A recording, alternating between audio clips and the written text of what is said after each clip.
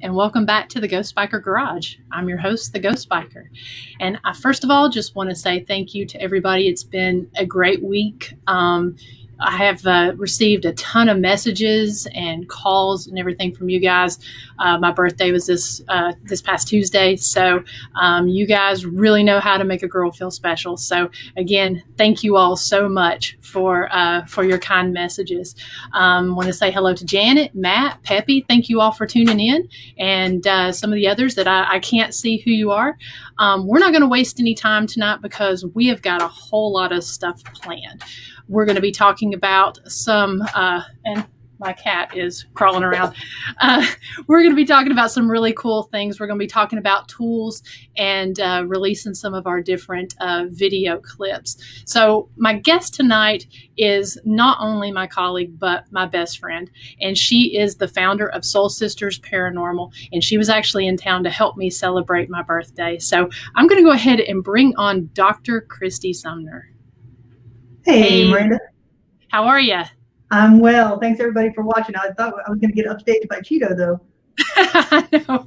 He was quiet up until we got started sitting in the window, and then all of a sudden he must have known. He must have felt the liveness. Well, thanks for having me on tonight, and thank you everybody for watching. I think this is going to be a fun show.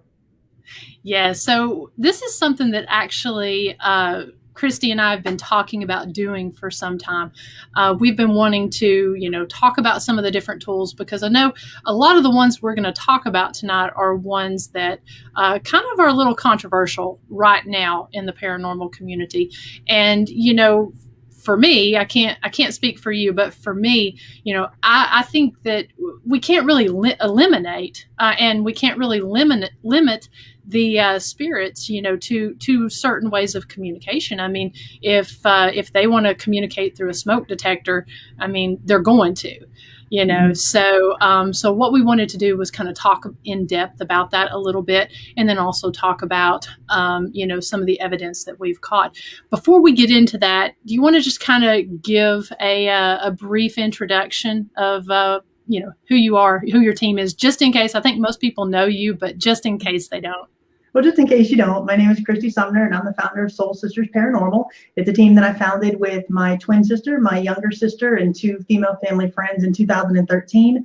In 2020, we actually went to a 2-investigator format with just my twin sister and I. So we've been on several investigations over the last year and a half, just working as 2 investigators. So it's been a lot of fun. And to your point earlier, we do use different tools and methods in our investigations, and some of them, for some reason, are considered controversial. We'll be talking about the spirit box and the EDI box and that a little bit later. But for us, and to your point, it's one of those things that we feel that any tool that we can put out there that a spirit can communicate through or utilize to communicate with us, that we're going to try it. This is a field that everybody knows that is based on theory. None of us has the correct answers. None of us will be more right than another team until we really figure out what the paranormal is. And I think it behooves us to use anything that we can, and we've captured some compelling evidence on those tools that we use. Yeah, because I mean, I feel like no experiment or no tool is stupid, until you try it, because, sometimes even the most tried and true tools that we're using or experiments that we're using, it may not work for whatever reason. So I mean, I definitely say try it, and it does aggravate me when I see, people putting out very discouraging and negative messages about some of these tools. I know that a lot of them can be deemed as junk science or garage science, which is kind of the buzz term right now. And I feel like we do have to really scrutinize that evidence if we're using some of these tools. I think that we really need to not just take it and say, oh, that's paranormal, but really scrutinize the evidence. And especially if you can get it to, 2 tools to work together, then I think that it can kind of lead to be more compelling and be potentially unexplained. Well, you're absolutely right. I think that Soul Sisters and Ghost Biker, we operate similar in our styles. And I think a lot of paranormal investigators do, where we don't use one tool in a vacuum. We don't go into a location and whip out the spirit box and say, this is it. This is the only thing I'm going to use because I'm relying on this solely. And that is our quote unquote evidence. No, we get data from different things and then we combine that. But when I've got things that are coming up on the spirit box that are very germane to the situation, and I've got the REM pod going off and I've got the EDI box going off and we're catching something on the SLS, when you compile those things, it becomes such a compelling story.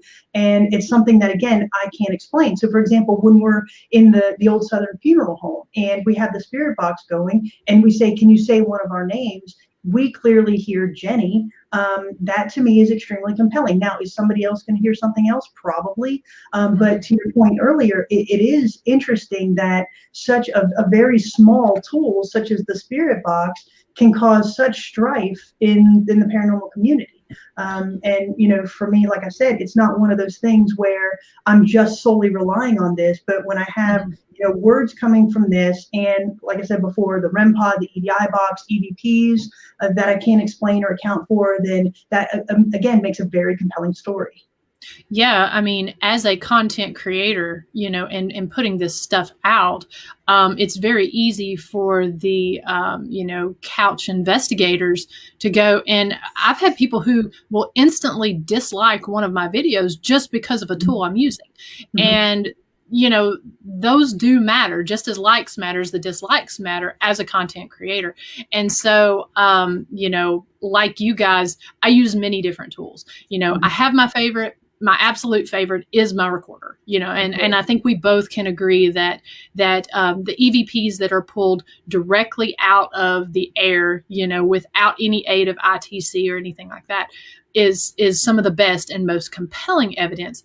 Although, I feel as though you just can't discount that, and I think that you're being very narrow-minded if you dislike something just because of the tool, unless that's what you're using during the entire investigation. Mm-hmm. Yeah, and you're absolutely right. Like I said before, and I know that a lot of paranormal investigators, I know the ones watching, we all pretty much operate the same way. We have a variety of tools and we use those and cross-reference those and to validate each of those pieces of equipment. But I do find it interesting where, those people that really the paranormal community really started hitting its stride about 10 years ago, right? So when Ghost Hunters and Ghost Adventurers really started, that's when a lot of people started getting off of their couches and going and actually doing this and becoming paranormal investigators. And a lot of the tools were those that were touted on those shows. And I find it very interesting now that, they're trying to put Pandora back in the box by saying those tools are junk science or garage science. I think that's very interesting where, 10 years ago, this was a valid piece of evidence for those teams and those shows. But now that we're using them, and I think using them to some success, it's automatically junk science. And that to me is, like I said, discouraging. And I know to you as well. Mm-hmm. Yeah. And I'm always the first to tell people that it's like, don't go out and invest in a lot of equipment when you're starting out. Really, all you need is a good camera, good recorder. And, if you want something, I would definitely recommend something that does measure kind of the atmospheric numbers, but kind of take it piece by piece, but don't go out and invest. If you find that it's something that you really enjoy and that you do, then definitely find the tool that works right for you. Because I know for you use the K2s a lot more than I do. And I use the Dowsing Rods a lot more than you do. So we all have, our tools that work for us. There have been some great comments over here. And I encourage you guys, I want you to talk about your favorite tools, some of your evidence, any questions you all have. I did pull this comment up a second ago. Brian Baum from Bearded Paranormal says it's always good to get validation from multiple pieces of equipment. And that's something that I know both you and I preach when we're talking about and looking at our own evidence. Mm-hmm. Yeah, absolutely. And to Brian's point, and as we said before, we don't use just one tool. We don't go in there and just use, like I said, the spirit box.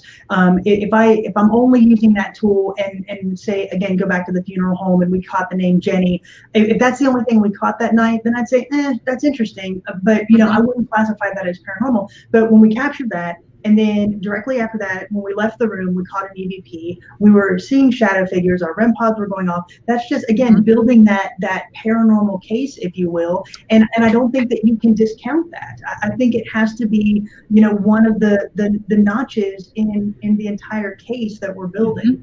So that's why we're going to include it.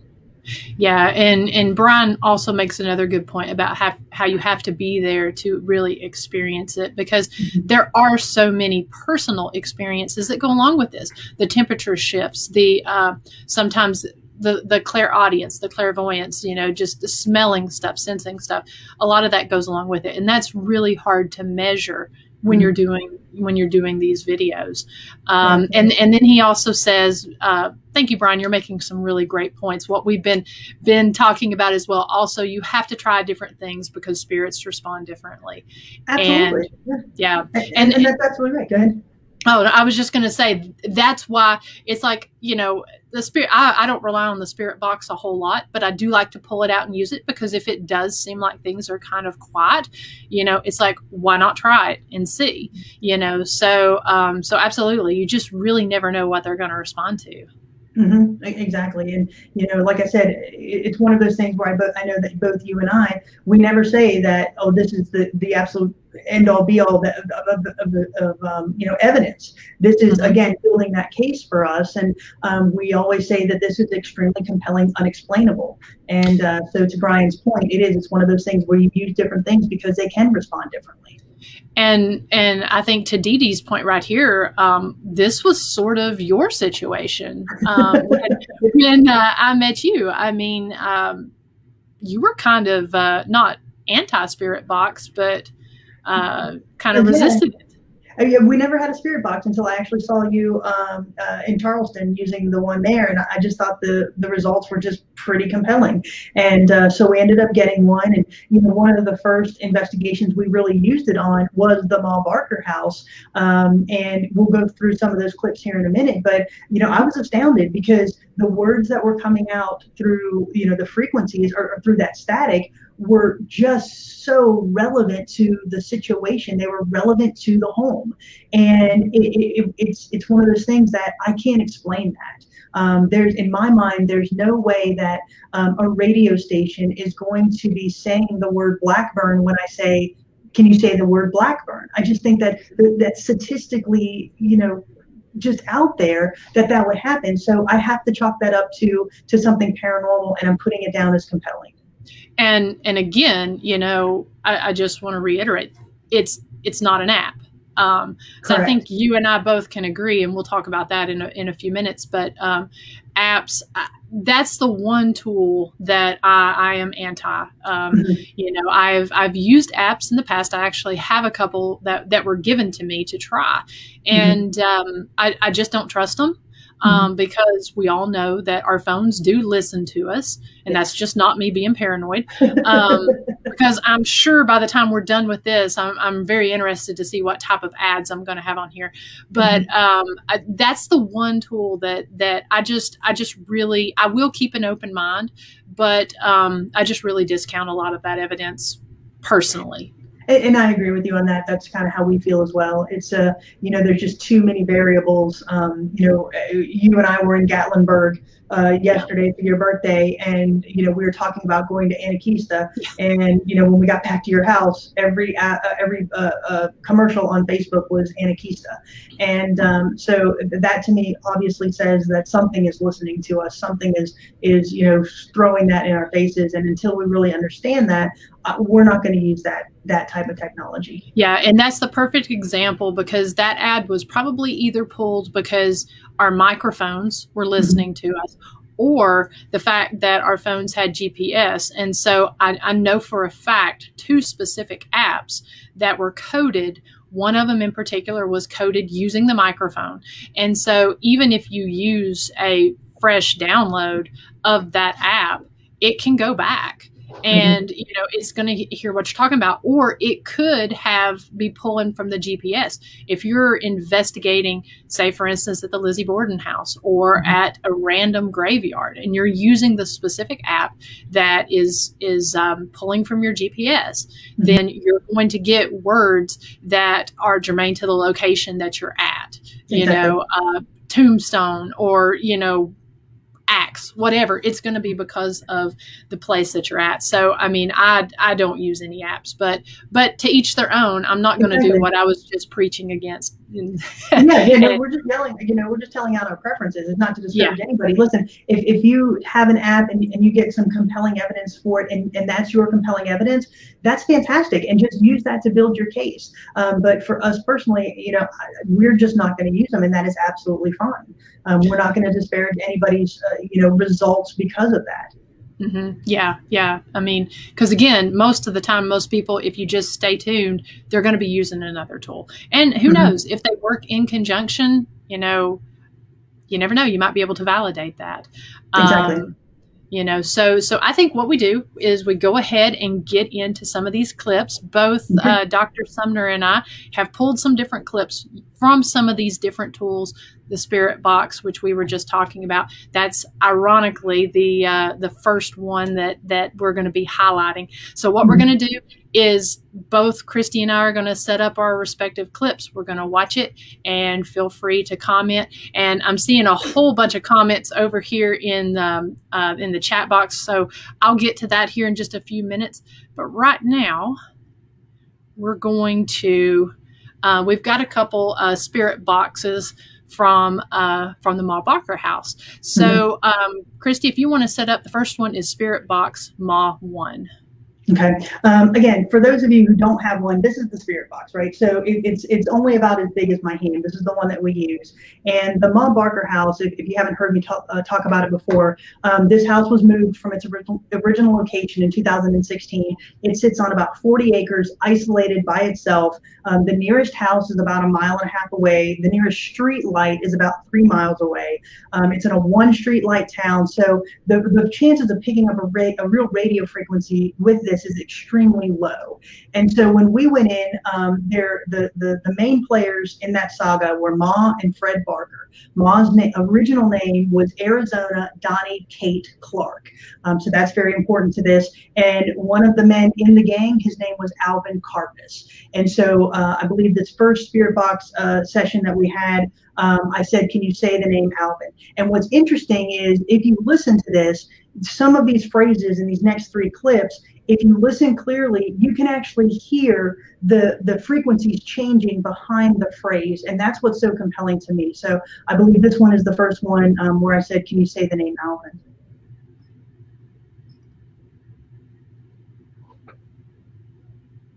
With us tonight.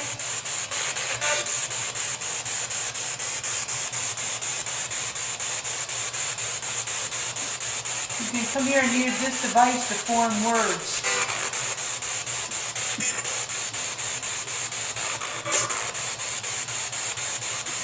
Can you say your name, please?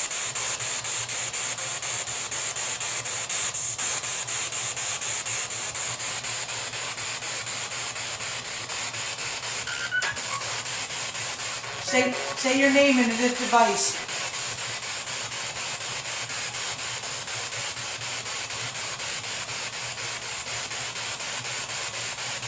Arizona.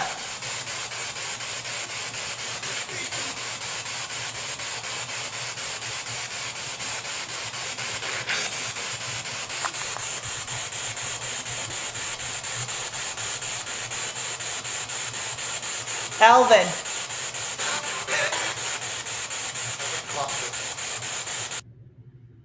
Wow.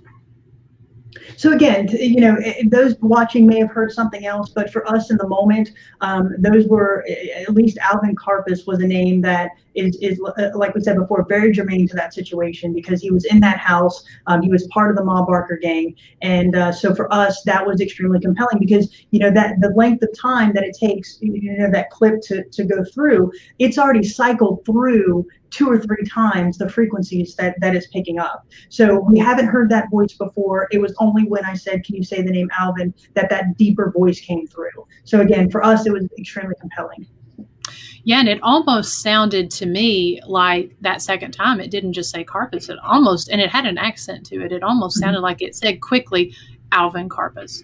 To me, it sounded like 2 words, but it definitely, for me, it sounded like Karpus. Yeah. So again, that was very compelling. Again, if somebody else hears that, that's fantastic. And I'm not going to take away from what somebody else hears, but for us in the moment and going through these clips, that's what we heard. And what else is interesting is you're not hearing any other radio interference coming through with that, which was something I found pretty interesting. Yep. Okay, so the second one is also from the Ma Barker house, Ma Barker 2. Yeah, so these next 2 clips were both taken up in what's called the kill room. This is where Ma and Fred actually died. The FBI, they had that shootout in 1935.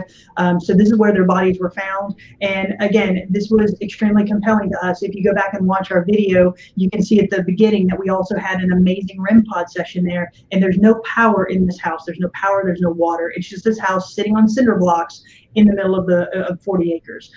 So again, this was extremely compelling to us because it's saying things that are very relevant to the situation.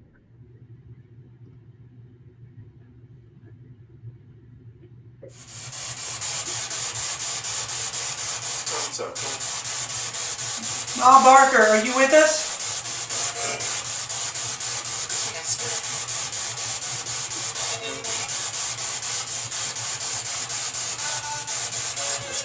Freddie? If you're with us, can you say the name Arizona?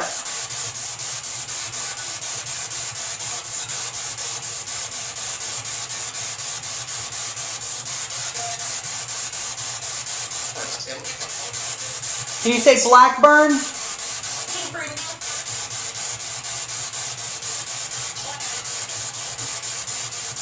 Thank you.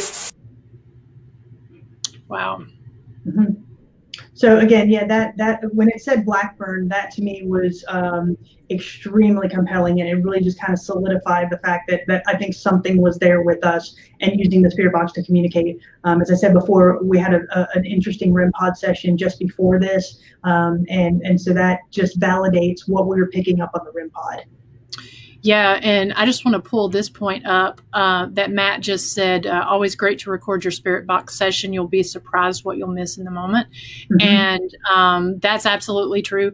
I know for myself, I always record mine because I actually run mine through an audio engineer's software so that I can actually see, and I know there may be some others that do this, but you can actually see when you've got that sweep rate, you can see the bars where that sweep, if it's a wide sweep rate or a narrow sweep rate, and you can actually see the sound waves and how they fall within those sweep rates. And so if it falls within it, then you may be getting radio interference. If it is actually going past it and going through the broadband or whatever, so through the bands, then it could potentially be unexplained activity. So I always like to, listen to it again because I don't really hear as good in the moment on the spirit box. And then also I like to visually see that. So very good point. And on this third Ma Barker one. Yeah, so this was interesting again because I asked what happened in this room, and again the answers that we think we hear are to us very compelling.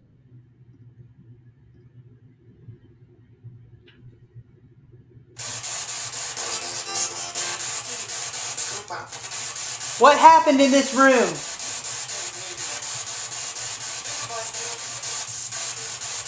I thought you said we the ones killed. So again, that was their story. That's what happened. They were murdered in that room, and they were the ones that were dead. So those are just things that to me are extremely interesting. And I'm going to include that in the narrative of the paranormal investigation. Again, just because I think it really adds strength to the case. There's something going on that we can't explain. Yeah, and it's interesting the fact that those two voices do come out as male and female. And throughout all three different clips, if you go back and listen really carefully, you can hear a specific dialect from both that same male and female voice that does not sound, there's a clear accent there. Yeah, absolutely. And, when we go back to that, when you listen to that second one again, when it says Fred, to me, it's a female voice. And when it says that was Kate, that's a male's voice. And Kate was her name. Arizona Donnie Kate Clark was her full name. So anyway, like I said, to us, it was just one of those things that we're extremely excited to capture. And we just added it to the narrative of the story. Absolutely. So the next two are actually from my investigations, and I'm going to the first one that I'm going to talk about. It's an outside investigation, and I was in actually an area that was really loud as far as noise contamination. I had water sounds as well as road sounds. I had.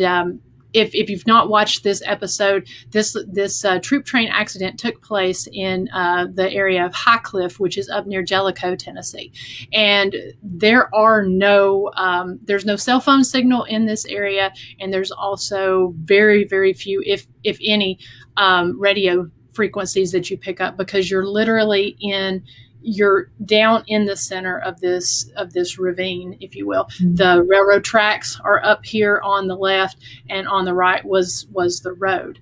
And so I was trying different tools. This was a daylight investigation, and I was trying different tools that would pick up, that would help the spirits to be able to communicate, because I didn't feel like I would be able to really pick up any type of actual EVPs from that, or disembodied voices. So this one in particular, this was the only thing that came across the spirit box. I've shortened the session down, but you'll be able to hear that there's no responses to my other questions, but one intricate response that we get on here. The accident actually occurred down there on those rocks in the area called the Jellicoe Narrows on this 11-degree curve. Using the spirit box, I'll go back and review this after the fact, but I'm going to have that next to the recorder to see if we can actually pick something up and review it after the fact. Can you give me the name of where you were from? Can you give me the number of the train that you were on?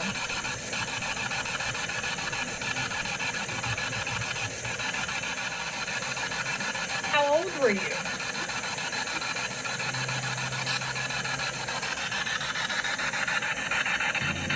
Had you been to boot camp yet?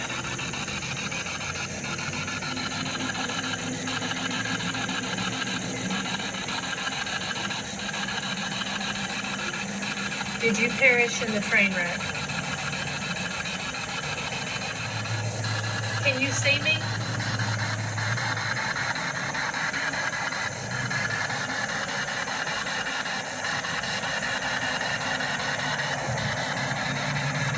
If you can see me, either speak or cross these rods. You can see me.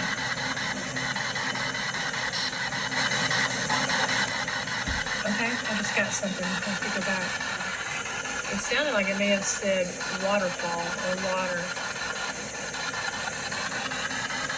Okay, that was a male's voice. Where is the waterfall? Is that where the accident happened? So, came back a week later. Before, when I was here doing the investigation, I wasn't able to get downstream because it had flooded. There had been a lot of rain. And so, as you can see, there's a lot of rocks on the way here. Had to cross rocks, mud, kudzu, everything. But made it down to the spot that we believe was where the train wreck actually happened. And what's really cool, I've been reviewing the evidence from the investigation, and on the spirit box session, got the word water if you look here at the train wreck site, right in front of a waterfall, this big rock over here, we're in the Jellicoe Narrows, and this big rock over here used to have the monument that had the information about the 1944 train wreck. So sorry about that sound. Being that it was at the waterfall, it was a little hard to hear, but the sound is clear in the actual video. But I thought that was actually, for myself, pretty compelling, because that was we didn't get any radio frequencies, and we didn't get any type of other words on there other than waterfall. And lo and behold, the accident was there in front of the waterfall. Yeah, I thought that was extremely compelling for your video, because like you said, I mean, we sat and listened to that thing for a while, and there was no words that came through at all. I mean, not even from radio frequencies, because, you know, to Miranda's point, there is nothing out there. Our cell phones didn't even pick up anything. So that one word was extremely compelling in the moment. Yeah. And so the next one that I'm going to share, I apologize, mine are a little bit long, but this one is a little bit longer. This one is from Revenant Acres in Charlottesville, Indiana. And I chose this one because the things that I was picking up on the spirit box were things that you would not hear on a typical radio station. Very vulgar, very crass. I have cut some of it out just a little bit, just because it is so long. I think it's about a 4-minute clip. But if you guys aren't familiar with Revenant Acres, I definitely encourage you to go back and watch the video. But this house doesn't really have a lot of history behind it. I have theories as to why the certain hauntings were the way they were, but it is said that there is a negative entity in there that goes by the name of Seven. And there have been a slew of other paranormal investigators that I got to know through this phenomenon that have encountered Seven. Now, I don't necessarily believe he's evil or anything like that. I think he likes to pretend that he is, but he is definitely aggressive toward women, and he's a nasty guy. So I chose this one to show that the responses, that they were things you would not hear on the radio, and then also they seemed to be very intelligent. They were responding that they could see us, and they were also responding direct responses to the questions. So I'm going to go ahead and pull that up. And honestly, that episode there, I actually have a lot of hidden evidence that I've not put out yet. It's secretly one of my favorites, just because it really was a puzzler, just kind of what was going on. So we'll go ahead and get into that now.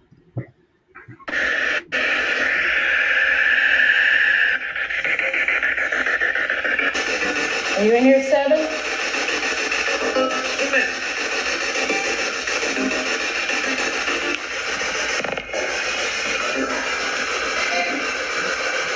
Whose room is this?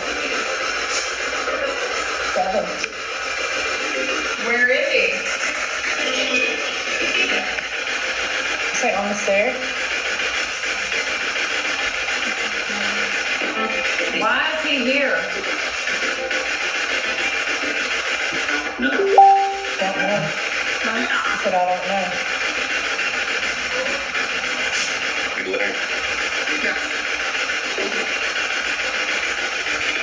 What does he want?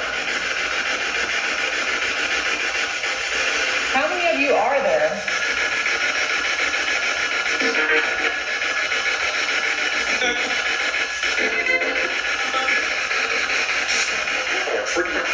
How many spirits are in this house?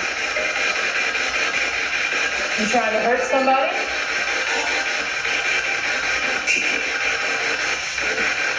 That was a different voice. Yeah, that was kind of creepy. Did someone bring you here? Did they conjure you? Satan. Did you hear that? Oh, that just lit up. Did Satan bring you here? REM pods going on.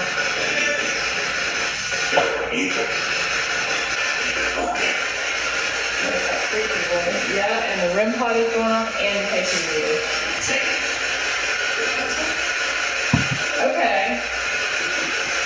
some mirrors help you? Don't be shy.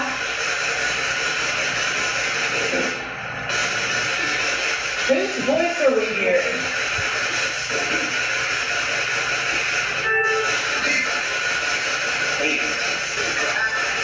I'm so excited again.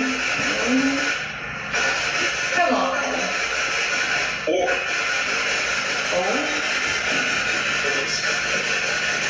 You didn't make a special trip here to talk to us. Who are you really?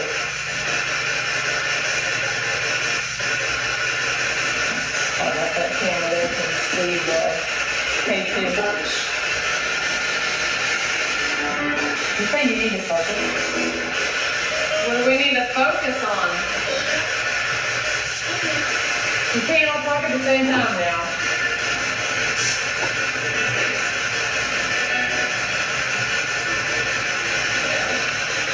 Thanks again, man. What was that? Okay, who are we speaking with? Stadium. Wait again, do that? Okay, what do you have to say to us? Death? Want us to die? Yep. Why aren't you just See? See? Okay, you told us 4 times who we're talking to, and you said the same name. Can you say it one more time? Whose creepy voices that we're hearing?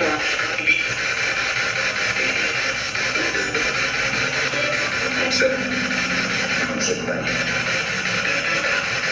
You're sticking with... What was that?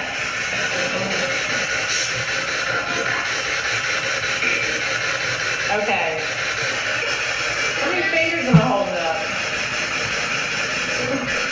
2. That's good. Okay, thank you. Okay, so you're here. I think I got a little too excited during some of that. So, yeah, what's really interesting about that piece, and to your point, it was saying things that you would never hear on the radio frequencies. But the Satan, it came through loud, and it was in the same voice. So that is, again, extremely compelling. So great catches on that one. Thank you. Yeah, that was, once we went back to analyzing, and like I said, there was some that I cut off. We believe. And it was really cool to actually kind of see this come through earlier sessions that night. We'd been talking to a family and a mom, dad, and a child, and we were using actual lit candles. And it was very clear they wanted us to blow the candles out. They did not like it. The little girl didn't like it. And so during that session, I was asking some questions. We actually got the name of the woman that we had been talking to, Sarah. She came across. And then and she was the little girl. And once we asked how she died, she said on an altar. And very, very clear, which was really interesting and goes kind of to the theory that we actually kind of had as far as a potential child sacrifice there. So, so very interesting episode and I thought a very interesting spirit box session. Absolutely. So our next set of videos that we're going to share let me find them here, are the dowsing rods. And I know that that's something that, a lot of you may use. I know that Soul Sisters doesn't really use their dowsing rods, but my dowsing rods are definitely something that is a favorite of mine. And, I don't know how well you guys can see on here. I point this out every time, but if you don't use them, you don't really realize just how hard they are to control. Now, if you're not careful, just a flick of the wrist can send it moving. But as you can see, because it free spins inside of this sheath, if you flick your wrist, it's really hard to stop it in a controlled motion. If I wanted to stop it on you, it doesn't. It's really hard to stop it without the swinging. So I just wanted to take a few minutes and show a little bit of some of the evidence that I have from that. The first one is from the troop train accident. And I did cut out a lot of that on this particular session because it was very active and it was long. But I wanted to take a few minutes and show just some of the controlled movement on this.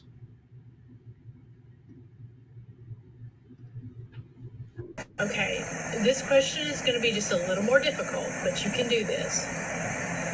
Can you point the rods to where the accident occurred?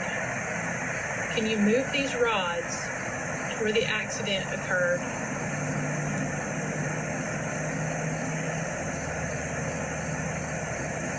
So you pulling?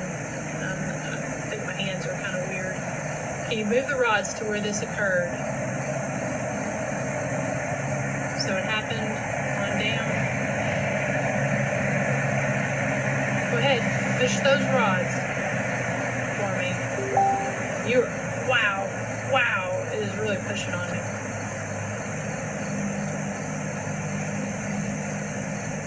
Okay, so it did happen down there, down to my 4 o'clock over there. Okay. Can you move the rods back to the front for me, please? Can you move the rods back to the no position? My hair's a mess. If you can move the rods back, I got a few more questions. Wow. You are doing fantastic. Which I think, also in this one, you probably saw it when we were doing the spirit box. I used the rods with the spirit box as well. So I just thought this was further validation to show that the accident had taken place down below us in the Jellicoe Narrows. Mm-hmm. This next dowsing rod one, this one is a little bit longer. It's kind of a long segment. It's actually one that none of my viewers have ever seen unless you watched when I was a member of a former team. This one actually takes place at Waverly Hills Sanitarium and Sanitarium. And, a lot of you have heard me talk about with the dowsing rods that I don't like to just sit and use the rods by themselves. I use them with other things. I often like to do sort of a reverse Estes method where I will use noise canceling headphones and blindfolded. This particular clip that we're going to show, it's myself and another gentleman from the team that I used to be on, and we're at Waverly Hills, and I'm not wearing noise canceling headphones. I have those hooked up to my recorder to be able to hear what we were capturing in the moment. But this video footage was actually taken from a live Facebook broadcast. So it's premiering here, and I hope to reveal the entire clip at a later date. But real quick, and what's interesting, I'm just going to add to the story, what's interesting about this is she was blindfolded and then the guy put the pictures down. So that's very important to the story. So Miranda did not know the order that these pictures were laid down in. Yeah, and for this room in particular, we were in the morgue, and we had specific pictures that were set up just for Waverly Hills. So let me find that here. So again, what we're doing is just an experiment. We have these pictures. Miranda's eyes are covered. She's gonna ask questions. You notice the flashlight in the body cabinet went off. So we're gonna let the rods settle, and then I'll be quiet so that you can witness this as it happens. Again, it's the first time we've tried this experiment, so let's see what happens. Is there someone in here with us? If there is, please cross the rods. You'll have to tell me if something's because I can't. Yes, they're crossed. Okay. Thank you. And flashlight came on. All right. Can you uncross the rods for me? Who are we speaking with? Are you a doctor? No. Are you a nurse?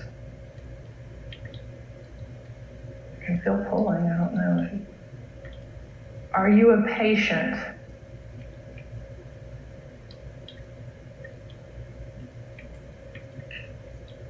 No response.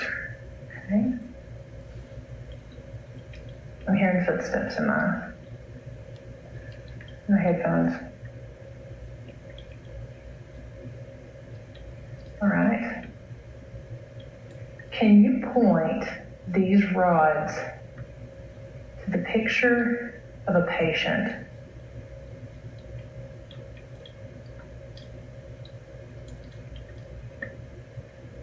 Anything moving? Yeah, hold tight. Do what? Stay there. I can feel something. I feel it pulling. Ooh. And the flashlight came on again. Okay, what's it pointing towards? It's pointing towards the doctor performing the lobotomy. Okay.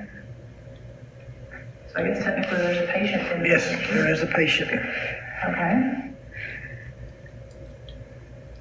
Is it pointing toward the flashlight or anything? Yes. Okay. Are you in the body cabinet? If you're in the cabinet, can you turn the light off? Were you a patient? Ooh, is it moving? Yep. I feel it moving.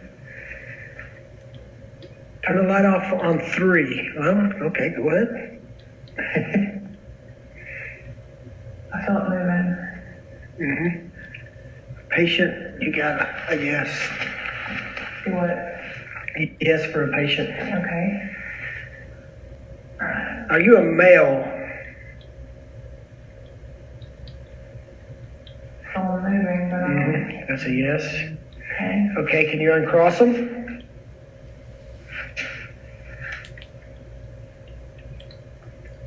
All right, thank you. Can you point these rods to a picture of the dog? Can you point them to the picture of the dog? I feel it. Okay. And as Kristy pointed out earlier, I didn't know what these pictures were. Did they move? Yes. Also, they hesitated on the dog and they went to the picture of the children. Did they go toward the dog? Mm-hmm. Are there children here?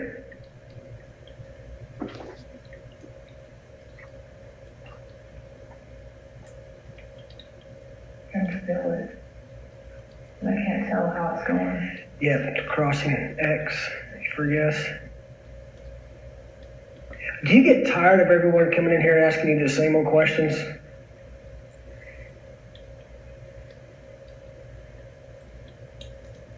And the ding on the flashlight, there it goes, brown. Can you point to the flashlight?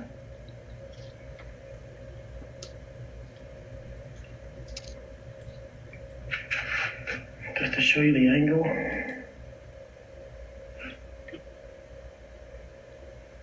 Okay, can you point this towards the nurse who died by hanging on the 5th floor?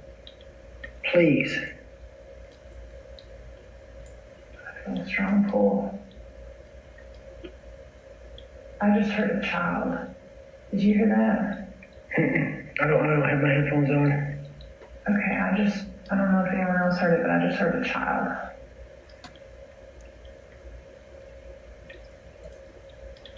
Is it pointing to the nurse? It's pointing literally right in between the nurse and the dog. So that's pretty close. If you're female, can you turn the light off and uncross the rods, please? If you're female.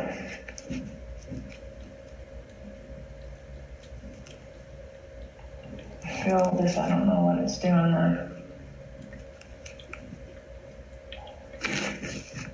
And flashlight went off. Something's pushing on me. They're pointing right towards me now. Just something strong pushing. Are you right in front of me? Can you point the rods to where you're standing?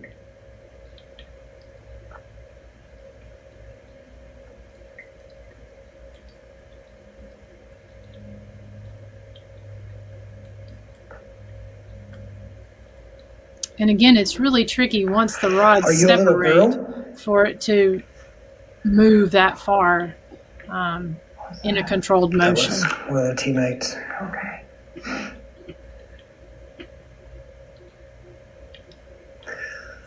Can you turn that light off, please? Thank you. If you're a little girl, can you cross these rods? Big time cross. I can feel them moving. Something that we would really like to know is, how old are you? I'll throw out some ages and you tell me if you're younger or older.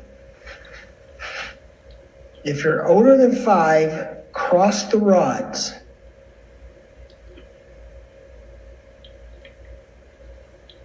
They're almost level. Are you 5?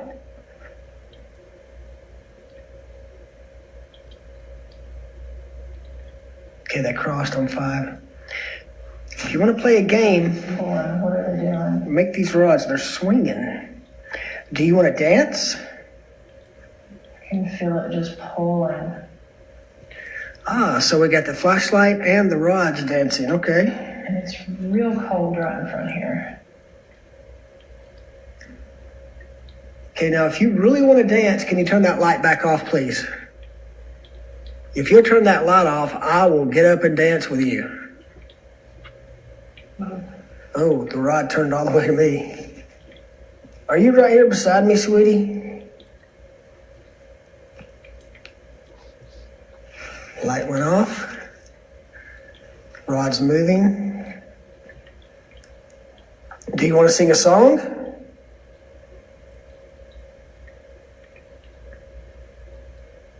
If you want to sing a song, can you turn that flashlight back on?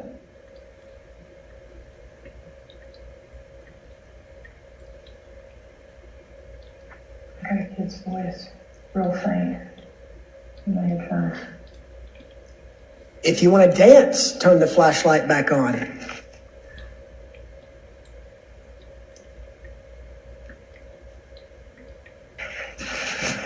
Oh, yeah, you like it, don't you? All right, moving around. I'm dancing. You want to dance with me? What are these rods doing? The rods are swinging back and forth. I can feel Yeah, it's the first time they've done that all night. You are an awesome dancer, sweetie. Okay, now your turn. You ready? Now you dance. Go.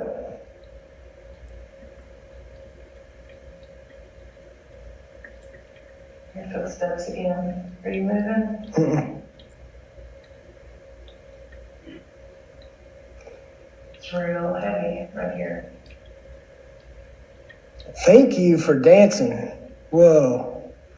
Do you want me to come back over there where you were? Something touching me. Yeah, the rod. And what was interesting there at the end, because again, like I said, I kind of chopped some of it, is Mark had been dancing, and after he was dancing, he stood on one foot. And then when he said, "It's your turn," that was when that started swaying, and then one of the rods went over and hit my arm like she was standing on one foot. So again, just something showing a little bit of a different take with the dowsing rods rather than just sitting there using them, trying to desensitize yourself a little bit. Right. And the fact that it went off with the flashlight was, again, just kind of, and people have their feelings on the flashlight as well, but, you had that validation between the flashlight and the dowsing rod. So a very compelling piece. So good job. Thank you. Thank you. The next set, let's see. The next set is the Obelisk. And, that's one I know that, it's like the Spirit Box. It's independent from an app. It can be used for, it can be used for many different things. at this particular time, I was using the word bank on it, but it can be used for yes and no questions, and just drawing. There's a lot of cool things that you can do that on this, but these in particular, we were using the word bank to try to get names. This one is you, Kristy, was at Gilchrist. Yeah, so this was at the Gilchrist County Jail, and Miranda said we were using pretty much every tool in our arsenal that night. And we were in a cell where a guy was supposed to have been killed for his lunch. And so we put some McDonald's bags in there, kind of like a teaser. And so we said we'd like to have lunch with him, and we're asking for names. So can you give us a name? We had the obelisk on there, and a name pops up on the obelisk. And it was interesting because it was a name that we were never told, but after the investigation and speaking with the owner, that was the name of the person that was killed in the cell. And we were able to verify that later in the investigation with the REM pod as well. And so if you watch the episode on the Gilchrist County Jail, you'll actually see this in its entirety and how it's coupled with the REM pod. But this was very interesting for us because we asked for a name and the obelisk gave us a name. Yeah, and we specifically, when we went in there, did not want to know any names or anything going on. Just a few stories, but no names. Can you give us a name?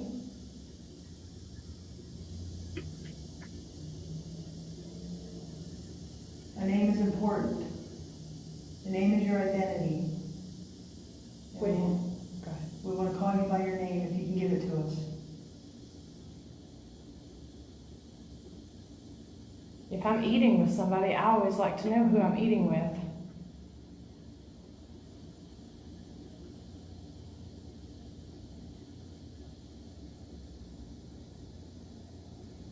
So is it true that you were killed for your food?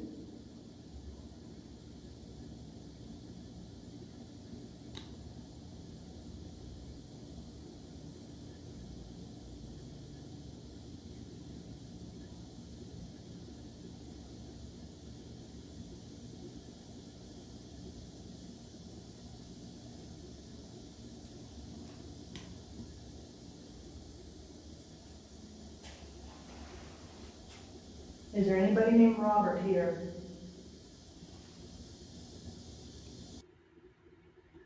So again, that was extremely compelling because the owner did confirm with us that was the name. Yeah, and I would definitely, again, encourage everyone to go and watch that entire episode because that name is used throughout. Mm-hmm. Let's see. The next one is also another collaboration investigation between me and Soul Sisters. And during this particular spot, we were investigating the Grand Old Lady Hotel in Balsam, North Carolina. And this was actually my first investigation of last year since since the COVID had hit and since the country had been locked down. Everything was kind of opening up.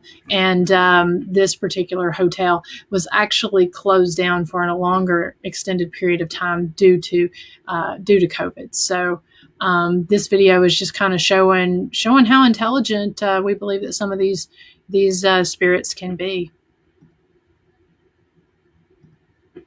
Quarantines. And then so what's crazy is we just got out of quarantine for the coronavirus, and we just got quarantined. So yes, the hotel has been closed because of quarantine.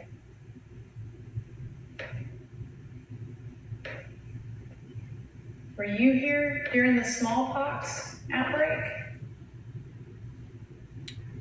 Or the Spanish flu?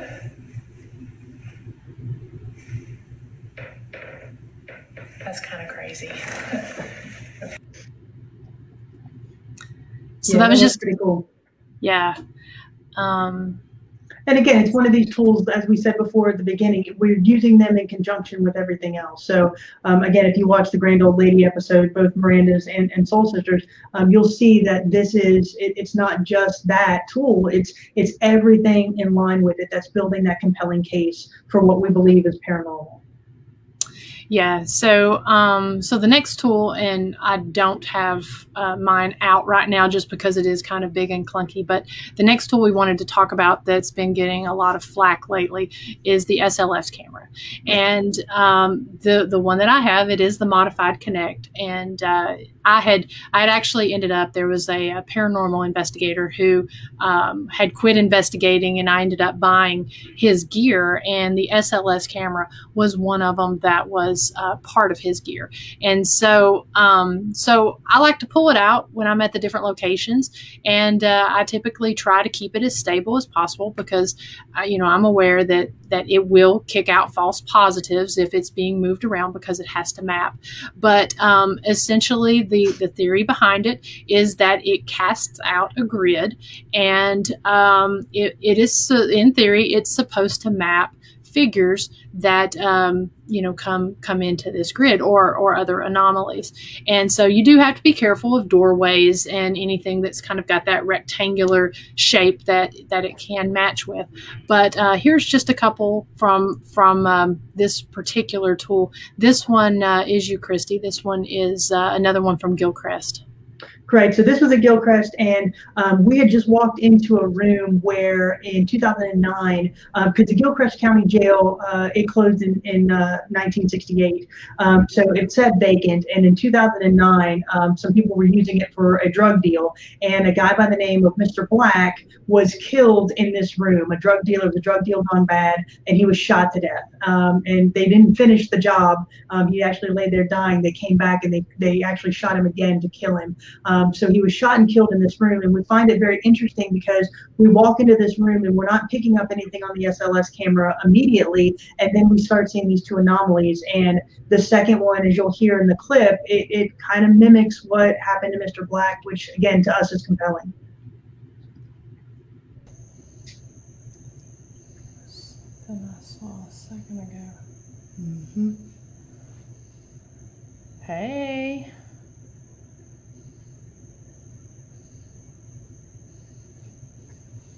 Well, there's two of you. You guys standing by the door there?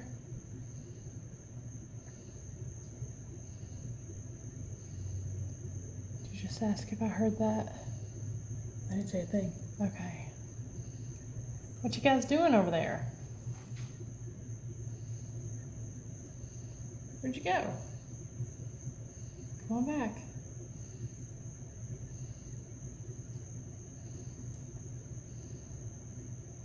You guarding the doors? Are you two of the people who killed Black? Can you please step forward?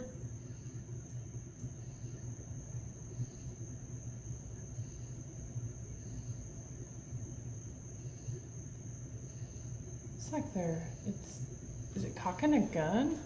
I don't know. It's definitely pointing something. The one on the left, right? Yeah. And the yellow. What the hell? Wow. What the hell? Okay. So again, that to us was extremely compelling because it looked like that one on the left was actually pulling a gun, and then they just disappeared. The movement is actually my filming. I was trying to make sure I could get the screen and the camera. So Miranda was holding that thing pretty still. And so again, to us, that was something that we just added to our list to build that story of the haunts at Gilchrist. Yeah, and it was actually just a smaller portion of the investigation as a whole. The next one is also of the SLS camera, and this was a collaboration between Dr. Sumner and I, and this was actually your all's night at the Grand Old Lady. And they, that weekend, I had the hotel on that Friday night, and Soul Sisters was investigating on Saturday night. And so they invited me to help them out for a few experiments that night. And so this one in particular, we had been walking through to some different rooms, and we always, one of the things that I always use when I'm on my investigations, and is one of my favorite tools, is my EDI Plus box, because with that, I know a lot of you guys are familiar with it. It will register temperature, and it may be dead because I just used it at an investigation a weekend ago. It is dead, but it will measure temperature, pressure. It has a geofoam on it, so you have to actually touch it, and it will light up. And then it also has an EMF detector, and it's cool because it has the card in it, and you can actually record your data and go back and look at it. So it's a tool that I absolutely love and take to every room that I go to. And it was really cool on this one to have both of these two tools acting together. So what happened is when we walked into the room, and there's 3 of us, as Miranda said, and so we actually sit down on the bed, and so we're not moving. We're stationary on the bed in this room. At first, you'll see this clip is about 2 minutes long, but when we first walked in, a light goes off into the bathroom and it had not been on before, so that was pretty interesting. But the way I filmed this, I tried to get the SLS screen as well as the EDI box in the background. So it is a little blurry. The EDI box is a little blurry, but if you can, watch the SLS screen at the same time you're watching the EDI box, because as the figure touches it on the screen, the EDI box in the background is actually responding. And that's what makes it so compelling, because we have that interaction with the stick figure on the screen and the EDI box.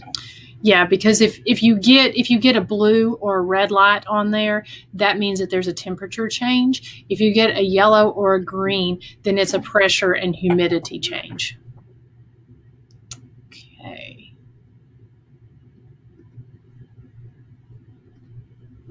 Oh, that's a night light. Just turn it on. It should probably turn off if I turn the light on. Or not. It may be motion sensor, but we didn't set it off because it didn't go off when I went in It there. didn't go off when you went in there. Can you turn So the that EDI bathroom box light is on off, the please? counter there. Here, I'll turn mine off. I thought it was about to growl. That was me.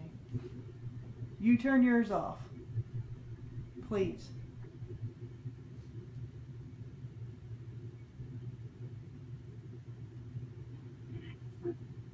Whoa, whoa, whoa, whoa, whoa. There you go. All right. All right, we got you. Were you the one that turned the bathroom light on? Can you turn it off? Are you sick? Whatever this thing is, it can't stand up. No, That was the same thing.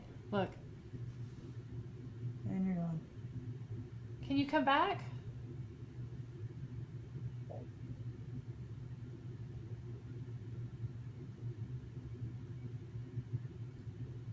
Why did you turn the bathroom light on? Can you turn it off? It's gone. Mm-hmm.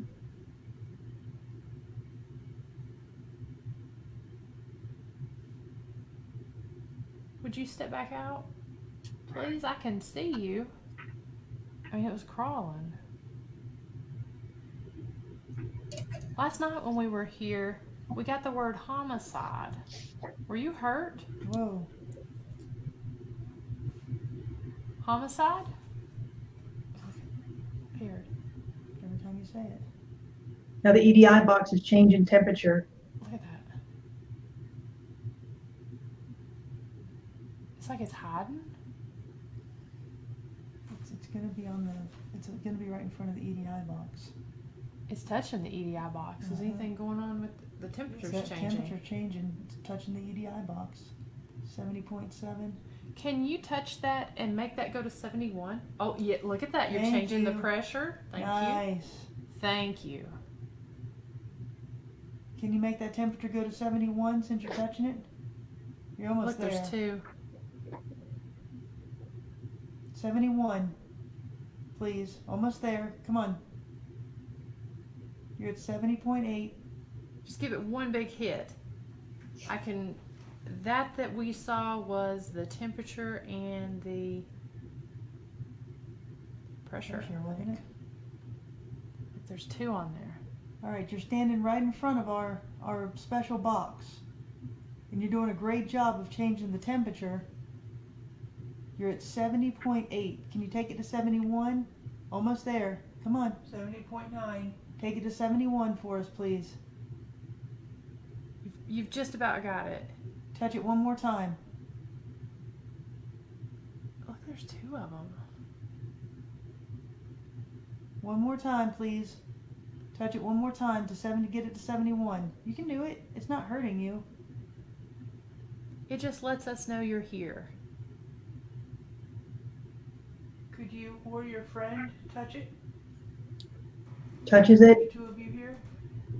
He's going back to it. Yep, There you go. Good. Thank Goes to you. 71. Good. Look, 71. he's actually touching it. Thank you. And what was neat about that is the fact that the temperature was going up. Yeah, exactly. So, and you know, I just think that's a great piece of evidence because as you can see the stick figure touching it, again, we have the indicator lights going off in the background, but we also have that temperature change. So to me, it's one of those things. We used it in conjunction with another tool and it kind of paid off, I think, in something that was really unique. Yeah, absolutely. And so this last SLS one was an investigation that was myself, my videographer Josh, and also four of the Soul Sisters? Three. Okay, yeah. And so so this was both Dr. Sumner and I highlighted this on our episodes. And what's really interesting about this one is we've got 3 points of view on this. We actually physically saw something Kristy did with her eye, and I saw it on the SLS camera. Mapped a figure when she saw this shadow move across, and then my videographer Josh just happened to be behind me, and he was in his point of view. He actually got the SLS as well as captured it in the moment. Do you have anything else to add? No, this piece of evidence to me is just so compelling, and I love it. This is my go-to piece of evidence when somebody asks me what's the most compelling thing. Again, you'll see the SLS camera. It's on the SLS camera. You'll see the anomaly. You'll hear me saying that I just saw a shadow figure, and then as Josh pans up, watch the REM pod on the right-hand side because we all see the shadow figure go across the REM pod again. So again, extremely compelling evidence. And it's a little echoey, so if any of you guys have been to Brushy Mountain, you'll know this is in the in the gymnasium, so it's a little echoey. So I apologize for that up front.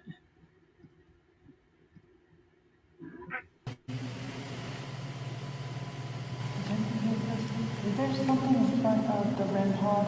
I mapped something right in front of the REM pod. Is there something in front of the right of the REM pod? It's a black shadow. I just mapped something. Did you see it? Yes. Holy shit. Did anybody else see the big black shadow? There it is again. Oh my God.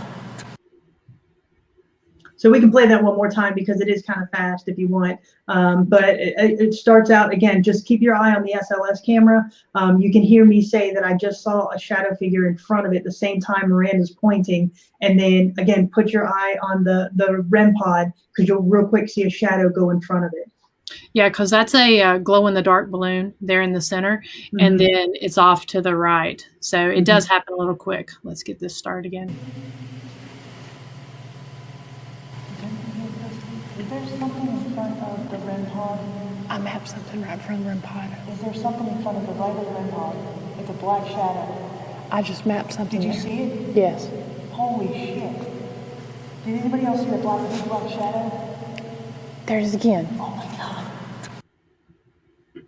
So again, I apologize for the language, but again, that piece to me is just one that I absolutely love because, to Miranda's point, we've got 3 different things that are capturing this: my eyes, the SLS camera, and Josh, actually filming it with his camera. So, while there is some debate about the SLS camera, for us, we use it in conjunction with other things, and it really builds that case for us. And I can't explain why Miranda had the anomaly on the SLS at the same time I'm seeing that shadow figure.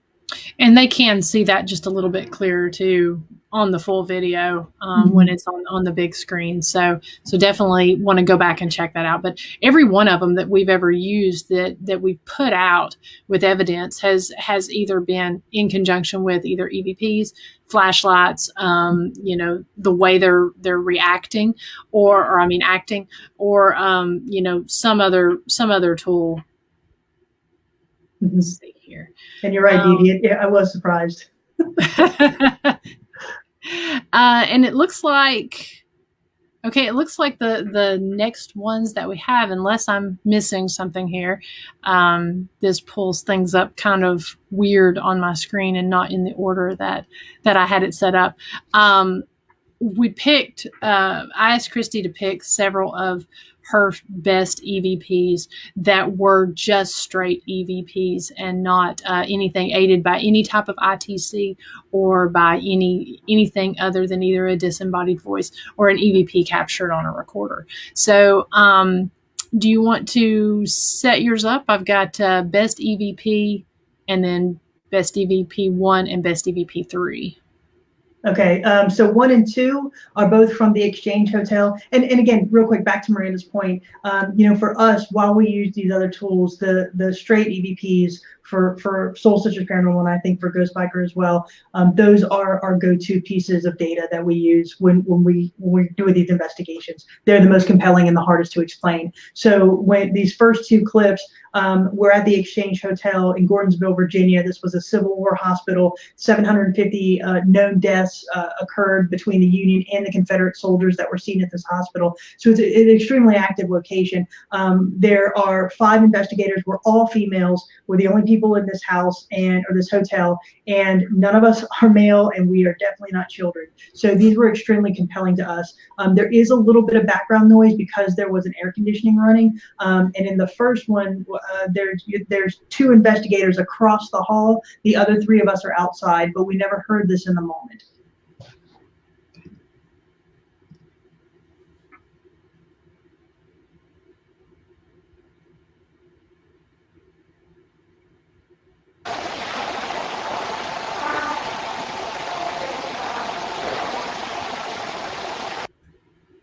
So then a couple hours later, again, very compelling because that is definitely a child. And then the next one was a gentleman's voice. And again, no men are anywhere in this hotel at this time.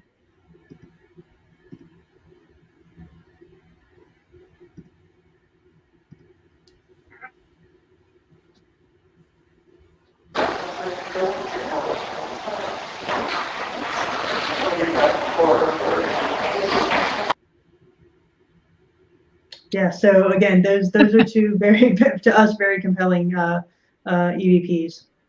I mean, you can definitely tell that was a male and the other was a child. Mm-hmm. Yep. Those great catches.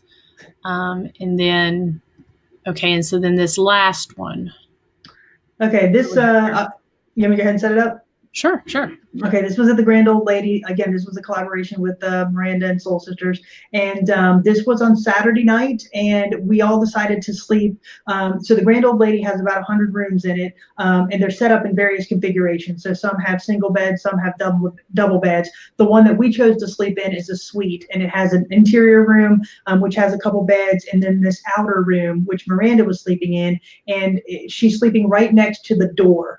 And it's the only door in and out of this room, and it's right on the hallway called Henry's Hallway, which is supposed to be the most haunted location in the hotel. So that's why we chose this room. And so we have a night vision video camera on the inside of the door. We have a night vision video camera on the outside of the door, and I can guarantee that there's nobody else on the property. We had complete control of this environment for the entire weekend. And so we had just said our goodnights. We were about 15 minutes after we had said goodnight, and we capture, what we all hear is this man outside the door.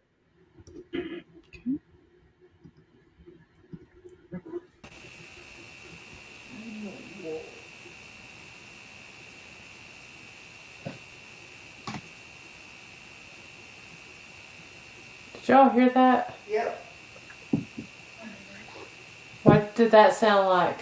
Sounds like a man's voice. That's what I thought.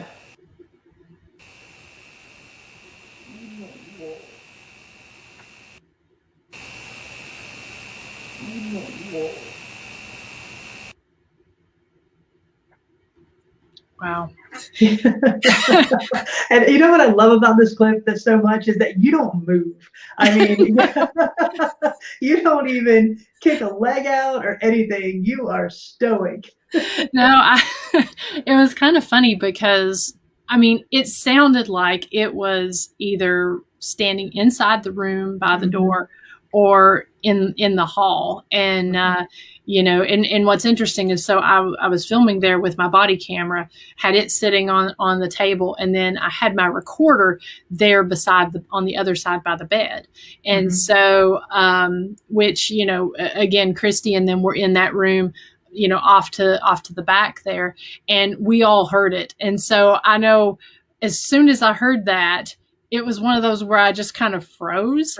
And I was like, okay, I hope that something caught it. And the body cam, the recorder, and then also our ears, all three of those things caught that. Yeah, and because I had a recorder by my nightstand in the bed in the back room there, and it caught it as well. So it was just extremely loud. And to Miranda's point, I don't know if y'all slept in places before, but you're kind of expecting to hear something, you're hoping to hear something, but when you actually hear it, it's one of those where you do kind of freeze, and your hearing gets very acute, and for the rest of the night you're wanting to hear something else. But that to me is just one of those EVPs that it just really stands out as one of my favorites. Well, and I sleep at a lot of these locations, any opportunity I can get. And so I've sort of trained myself to not jump in the moment when I hear it, just in case, because a lot of the time these places are dusty and dirty. And so if I hear something, I don't want to jump up, because I don't want to run the risk of stirring up any type of dust. Or that was a creaky bed. And so I didn't want to run the risk of, if there was some type of lingering, shadow or some type of activity that went with that sound, I didn't want to disturb it. So I sort of, some of that is a little bit intentional, but also kind of a, oh wow moment. Yeah, and I encourage everybody, if you haven't seen it, both Miranda's episode and my episode, just amazing EVPs. The entire weekend was just active. It's a fun location to investigate. It's one of those where we never felt anything negative, we never felt anything demonic. It was just really people or spirits wanting to tell their story, and I absolutely love that location for that very reason. So I highly encourage everybody to watch those if you haven't had a chance to do that. Yeah, absolutely. I mean, the Grand Old Lady is now by far one of my absolute favorites, just because of the type of activity. And I've been going through here and trying to show video, and also trying to read your all's comments and stuff, and had some great comments on different tools that people use. There's a lot of love for these tools that aren't getting a lot of love right now. And, I would have liked to have highlighted a little more when it came to the flashlights. But, you can only highlight so much. But I know that you and I had a really good one there at Gilchrist with that black light. And, a lot of people use the screw top flashlights. And I know that, they talk about heat transfer and all of this. But this particular instance, when we saw that shadow figure going across the laser grid, it was turning off and on my black light, which was just a little mini push button black light. And so it was actually turning that on. And so that was a first for me. The other time that I've had that happen has been with the laser grid. I absolutely love my laser grids, but one in particular, I've got several different kinds, some of them that plug and some of them that are the push button. And the push button one, they're actually using it as a flashlight to turn on and off to respond to questions. So, I mean, it's really cool to, see and hear others' experiences with that. And I just don't think you can discount for those reasons. Exactly. And, I think the reason we wanted to do this episode was to highlight some of the things that we feel are compelling with these pieces of equipment that we can't explain, but also to say, it's okay. If you have a special tool or you have a technique that you rely on, none of this is actually provable, if that makes sense. It's one of those things where none of us are going to have the exact answers. We're working on theory, and just go out there and have fun and enjoy yourself. And if you can get something that's compelling for you, then that's what you go with. And so we just happen to be pretty lucky that all of our tools that we are able to capture things for the most part simultaneously or in conjunction with other pieces of equipment. So I encourage you to try that as well. But it's really no point to disparage somebody for using a particular tool or using a particular technique, because we're all in this together, but we're all unique as well. Absolutely. Very good point. And like I said, I'm just going through here and seeing if there are any other comments. So bear with me on that. Again, thank you everyone that has tuned in and that has made comments. And as Peppy says, makes for a good second episode on equipment. Absolutely. Yeah. So like I said, for me, my favorite evidence, and we'll go ahead and wrap this up here. My favorite are the ones that are just the straight EVPs through the digital recorders, or just captured on the video cameras, and then also the EDI Plus box. Those are definitely my two favorite tools. How about yourself? To your point, I also like the voice recorders. They are the go-to. The go-to, because I just feel like they're so, when you control for everything else, they're the ones that have, that you're left with that are so unexplainable, like the man's voice and the child's voice. I can't explain that. And then, I do like our K2s. I think we've been able to get some compelling evidence with that. But, I like a good spirit box session. So, again, just using everything in conjunction. So I would just like to say, again, thank you all for hanging with us tonight. It's been a lot of fun. Thank you for your comments. And we really enjoy doing this with y'all. Yeah, absolutely. And now that I know how to operate the share evidence feature, we'll hopefully have some other folks back on in the future with some of their different evidence that they've caught at different locations. Kristy, do you have anything coming up that you'd like to make people aware of? Yeah, we are actually traveling. My sister and I are actually traveling to Wisconsin. We're going to Milwaukee next week. We will be at Shaker's Bar, Cigar Bar in Milwaukee next Friday. We were invited. This was really cool. We were invited to come up and actually stay the night in their brothel turned Airbnb room. It's supposed to be one of the 5 top haunted rooms in the country. So we're really excited about that. We are also invited to appear on their podcast. So we will be recording on Friday night, but then they'll release it at another date. So we'll share the link with everybody once that happens. So we're really excited about getting up to Milwaukee next week. And then the month after that, we will be out in Texas investigating at the Old Nazareth Hospital. Extremely excited about that. The month after that, we will be in Ohio at the Pottstown Elementary. Extremely excited about that. And after that, my sister and I will be in Twinsburg, Ohio to attend the Twinsburg Festival. Very excited because that's been on my bucket list of things to do. So, and in between that, you and I are doing some really cool things with some motorcycle adventures. Yeah. So once Kristy gets back from Wisconsin, she's going to be making a stop here in the great state of Tennessee. And we have the event for it's a motorcycle ride on May 15th in honor of my dad. I know you guys have heard me talk about this.